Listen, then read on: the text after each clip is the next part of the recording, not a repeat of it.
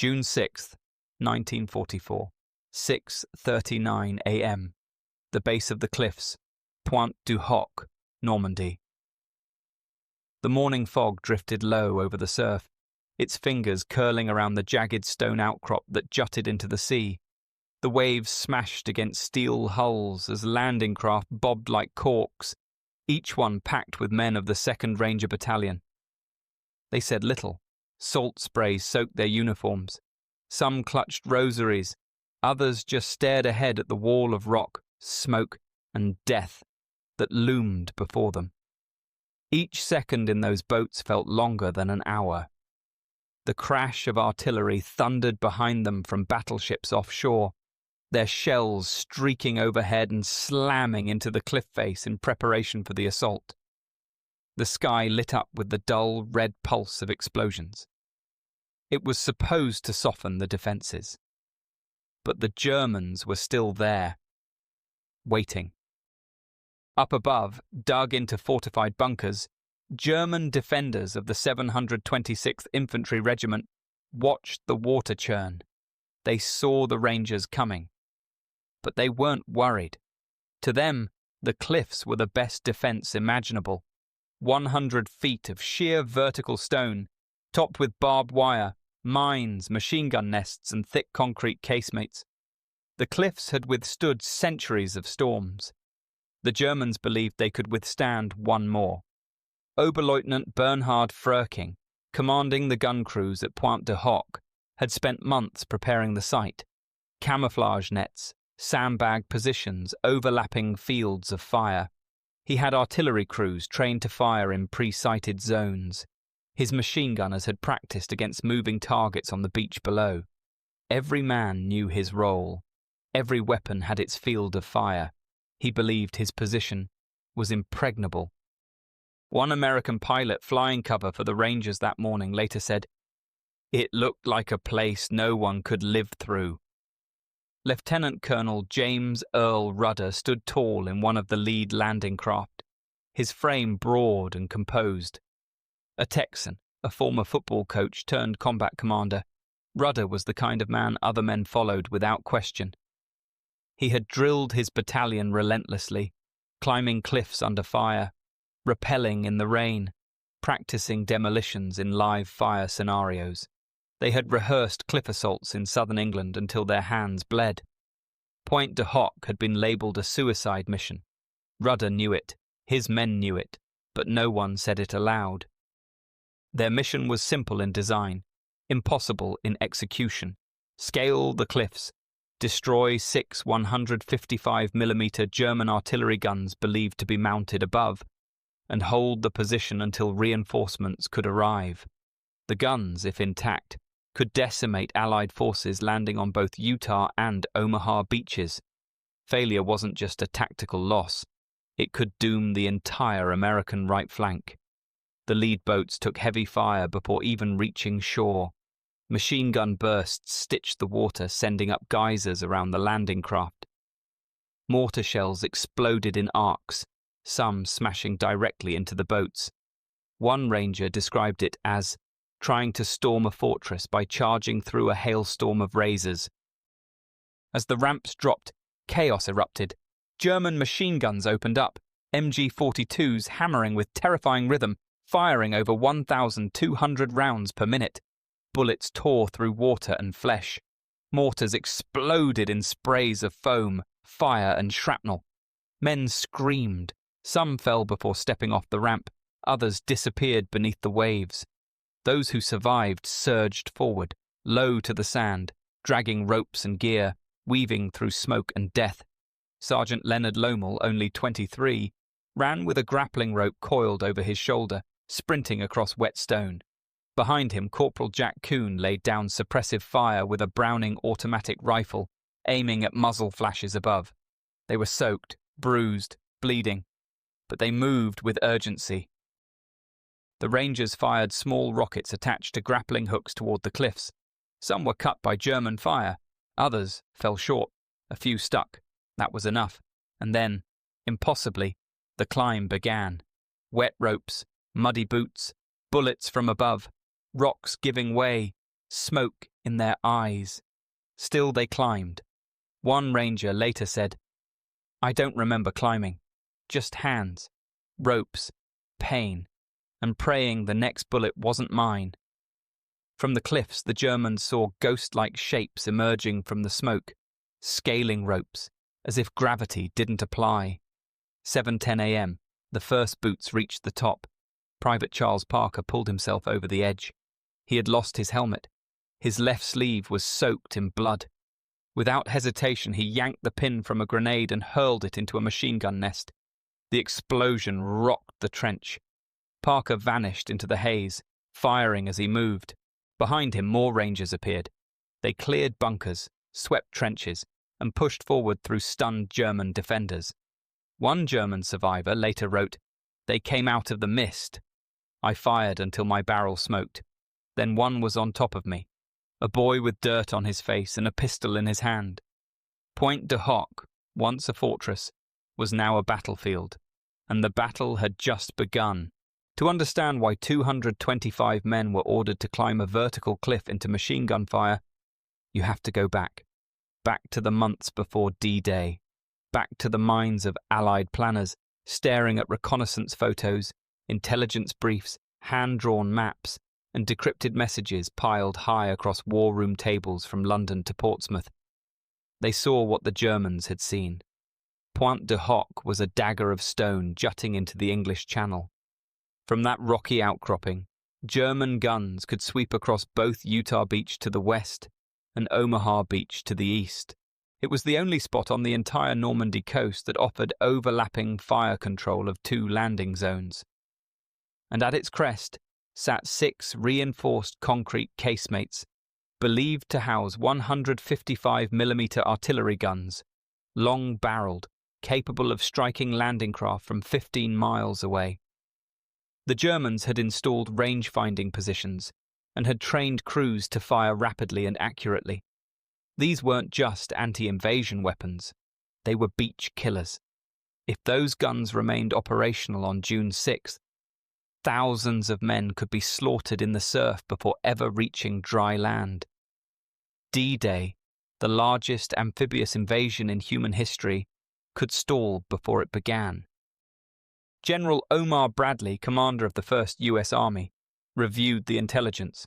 He understood the stakes. "Neutralize them," he said, "whatever it takes." Supreme Allied Commander Dwight D. Eisenhower agreed. The casemates at Pointe du Hoc were more than a threat. They were a potential catastrophe. These guns weren't a footnote, they were a priority. But the intelligence was murky. Aerial reconnaissance photos showed bunkers and trench lines. Resistance sources confirmed construction activity, yet the guns themselves weren't visible. They may have been moved. They may have been camouflaged. Analysts debated. Some believed the Germans had relocated them inland to avoid the naval bombardment. Others insisted they remained hidden in the bunkers. British intelligence offered a mixed picture. Reports from SOE agents conflicted with decrypted messages from ultra-intercepts. Some RAF officers pushed for a preemptive strike from the air, but naval commanders countered that the cliffs shielded the guns too well. Eisenhower had to make a choice based on incomplete information. He chose action.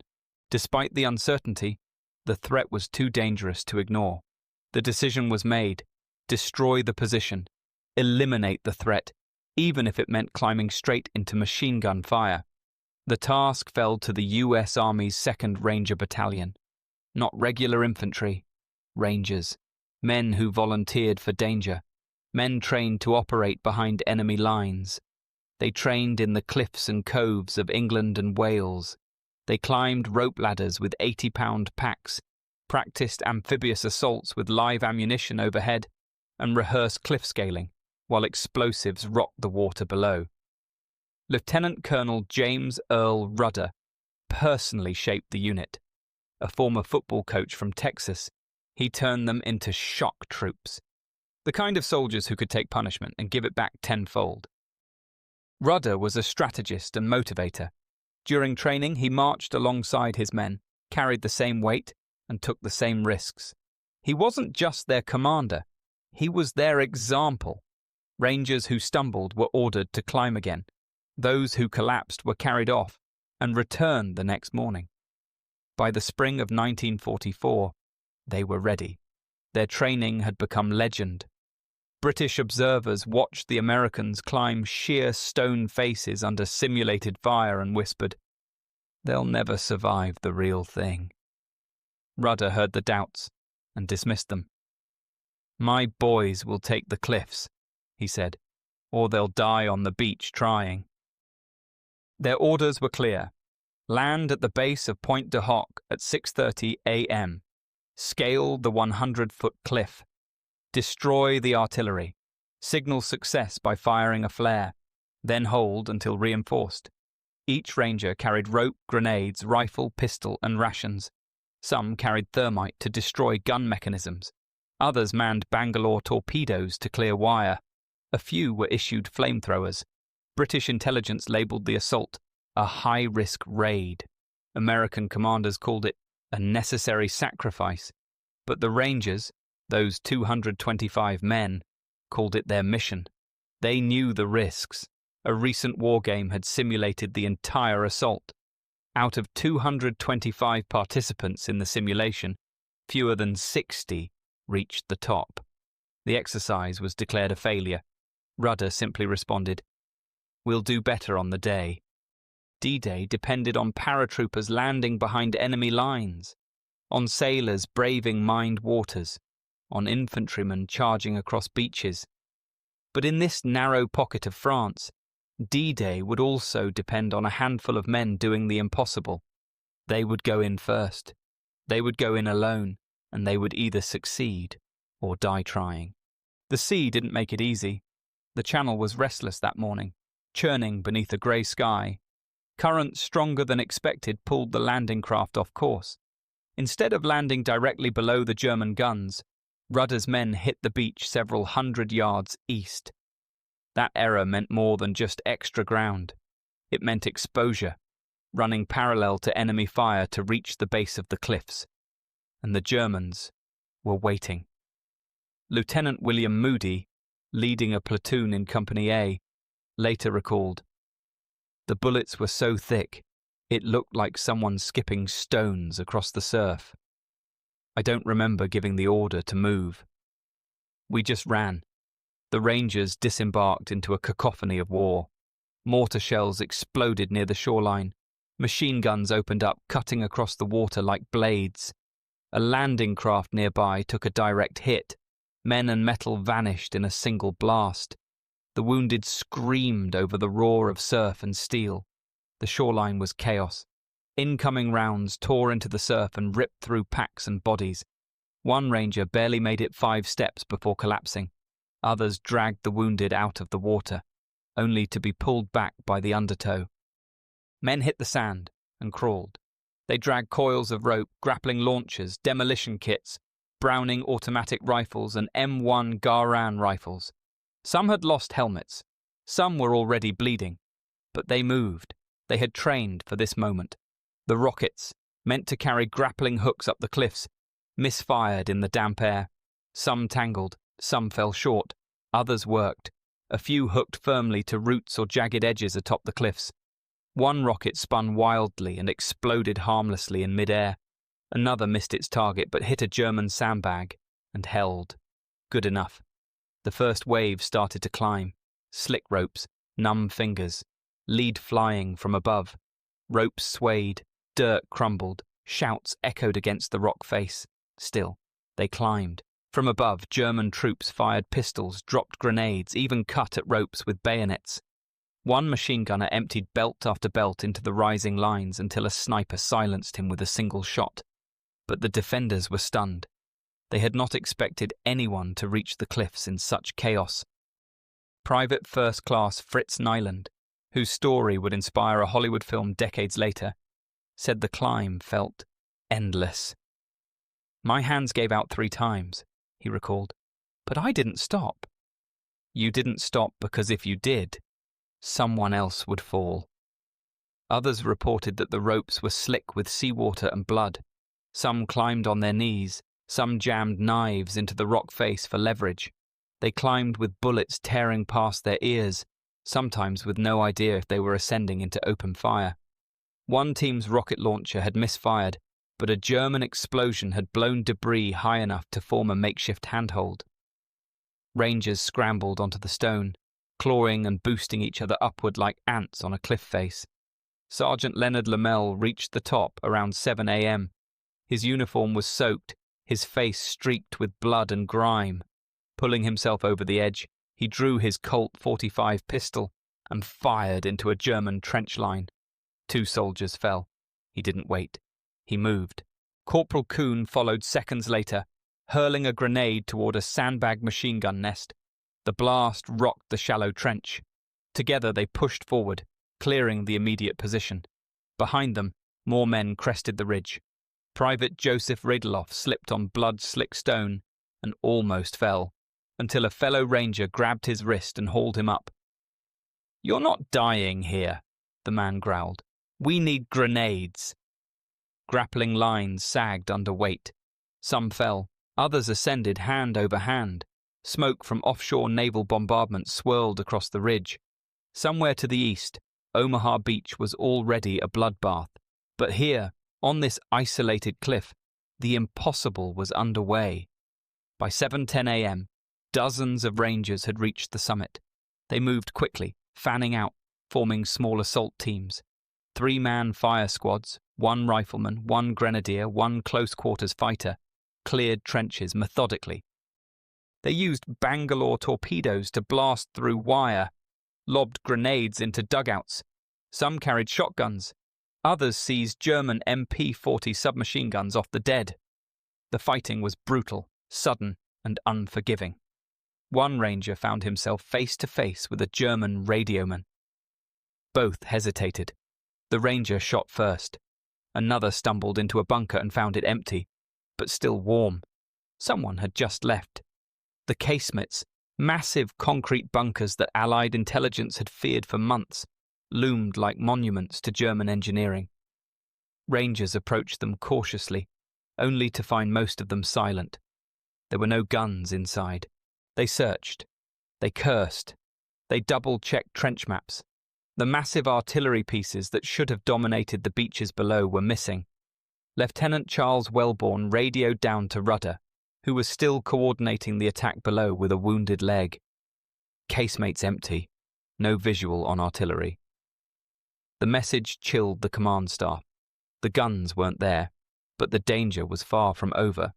The Rangers stood among bunkers and shattered trenches, staring at a battlefield they had just won, only to realize the true objective still hadn't been found, and time was running out.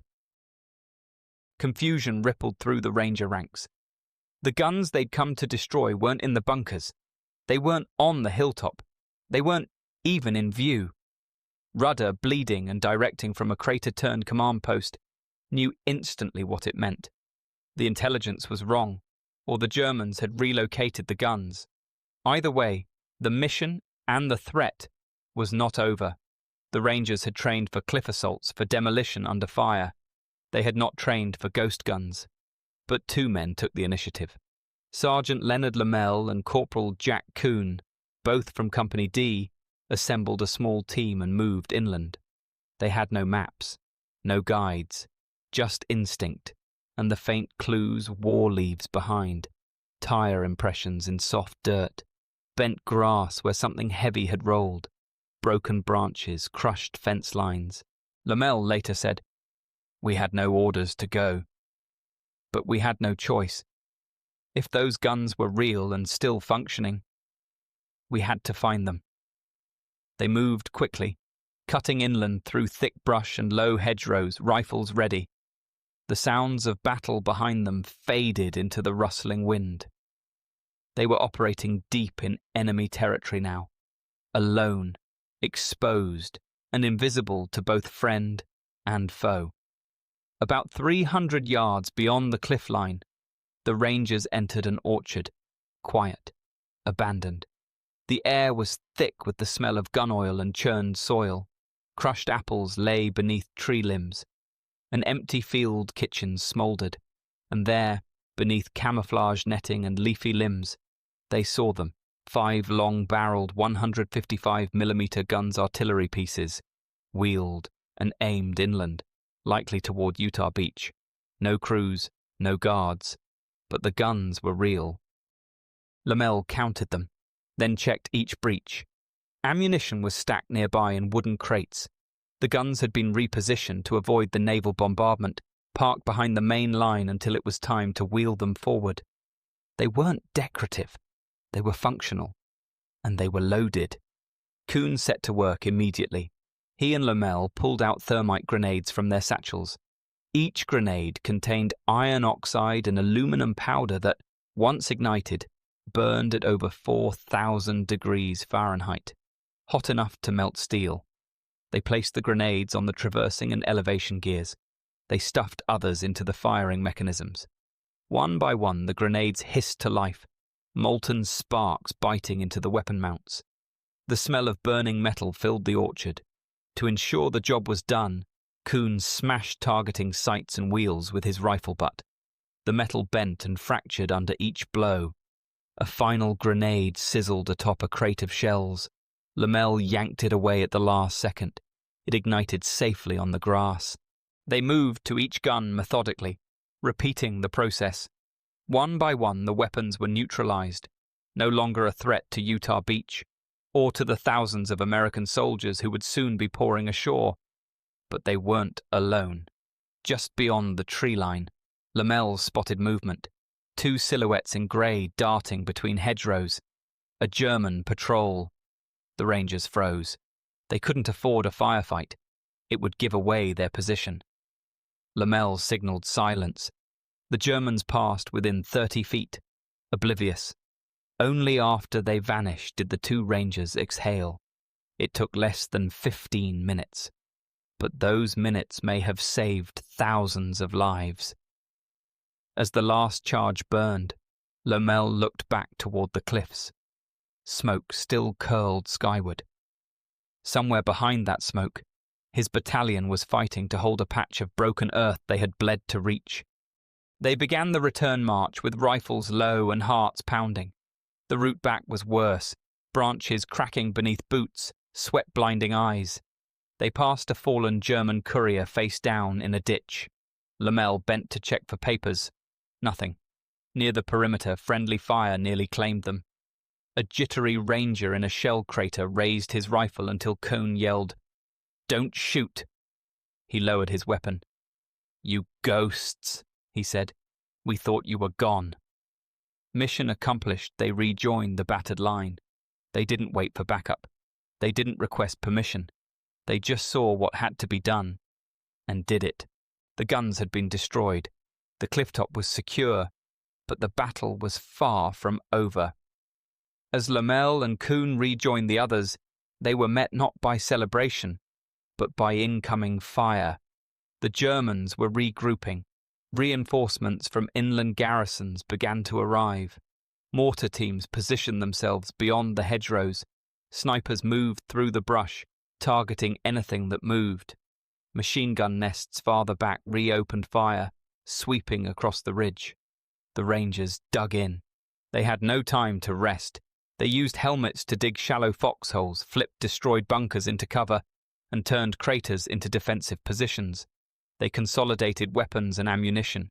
They stripped gear from the fallen, German and American alike, and redistributed rations, grenades, morphine.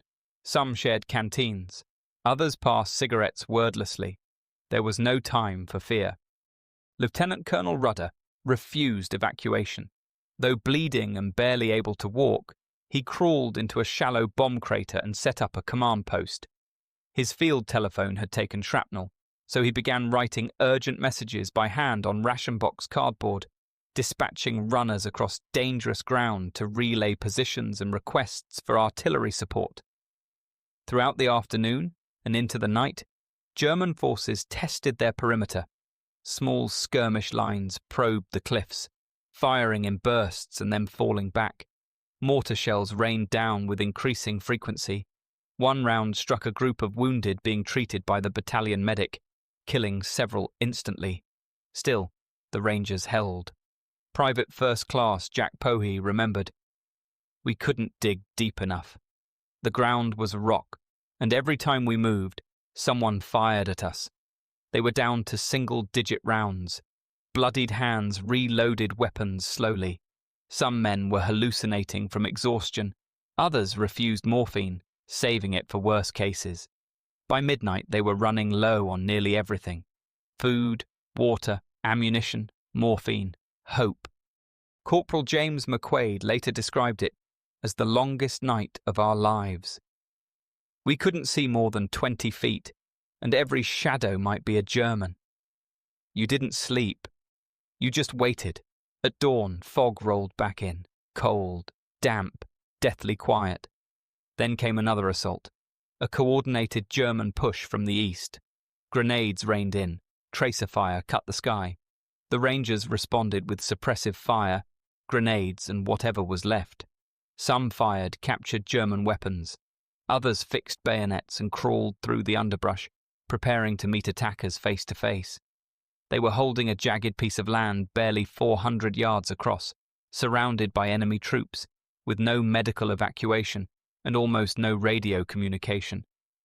But they held, and as they held, rumours began to spread among the German ranks. The Rangers, some said, were demons. They came from the sea, climbed walls, and never stopped firing. Some German units paused their attacks, not from fear of bullets, but from the belief that they faced something unnatural. From Omaha Beach, the 5th Ranger Battalion and elements of the 29th Infantry Division pushed inland, fighting through hedgerows, barbed wire, and German minefields. Their progress was slow and costly. They encountered stiff resistance, sniper fire, and booby traps hidden in farmhouses. Each step forward was paid for in blood. Finally, by midday on June 8th, 2 full days after the initial assault, they reached Pointe du Hoc. What they found stunned them. The landscape looked like another planet. Craters big enough to swallow trucks, scorched bunkers, bloodied bandages fluttering in the wind, shell casings everywhere, and men, sunburned, soot-covered, many wounded, still holding their rifles, still watching the horizon. A handful had collapsed from dehydration. Some couldn't speak. Others clapped the shoulders of the reinforcements without saying a word. Lieutenant John Bauer of the 29th Division wrote in his diary, "They looked like shadows, like ghosts from a place we weren't meant to see. But they were alive. Somehow they were still there." Of the 225 Rangers who had landed, only 90 were still able to bear arms. The rest had been killed, wounded, or gone missing. But they had done it. The guns were destroyed. The cliff was held. The landing beaches had been spared from devastating artillery fire. The story of Pointe du Hoc spread quickly. General Omar Bradley visited the site and met the survivors. British commanders expressed disbelief at the success of the mission. Military correspondents wrote about the men who climbed cliffs and broke armies. It became legend. 4 decades later, on June 6, 1984, President Ronald Reagan stood atop the same cliffs. He addressed a crowd of veterans, dignitaries, and world leaders.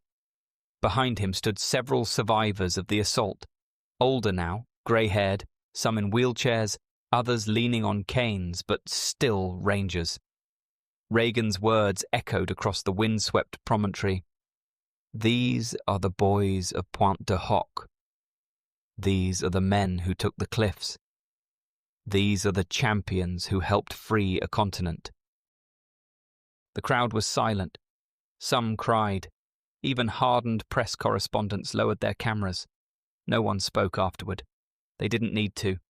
Pointe du Hoc was more than a mission. It became a symbol of courage, of resolve, of doing the unthinkable, because no one else would. Historians have debated the details ever since.